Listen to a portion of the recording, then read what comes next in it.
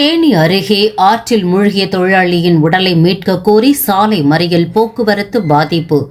தேனி மாவட்டம் கூடலூர் அருகே உள்ள வெட்டுக்காடு பகுதியைச் சேர்ந்தவர் சதீஷ்குமார். கூலி தொழிலாளியான இவர் நேற்று மாலை கூடலூர் அருகே உள்ள காஞ்சிமரத்துறை பகுதியில் தனது மனைவி மற்றும் குழந்தைகளுடன் முல்லை பெரியாற்றில் குளிக்க சென்றுள்ளார். அப்போது எதிர்பாராத விதமாக ஆற்றில் தவறி விழுந்த சதீஷ்குமார் தண்ணீரில் மூழ்கி அடித்துச் செல்லப்பட்டார். இதுகுறித்து தகவல் அறிந்த கூடலூர் காவல்துறையினரும் தீயணைப்பு துறையினரும் நேற்று மாலை முதல் தீவிர தேடுதல் பணியில் ஈடுபட்டு வந்தனர். எனினும் அவரது உடலை கண்டறிய முடியவில்லை. இந்நிலையில் இன்று சம்பவ இடத்திற்கு வந்த சதீஷ்குமாரின் உறவினர்கள் முல்லை பெரியாற்றில் வரும் தண்ணீரை முழுவதுமாக நிறுத்தினால் மட்டுமே உடலை மீட்டெடுக்க முடியும் என கூறி குமுளி தேனி தேசிய நெடுஞ்சாலையில் திடீர் சாலை மறியலில் ஈடுபட்டனர்.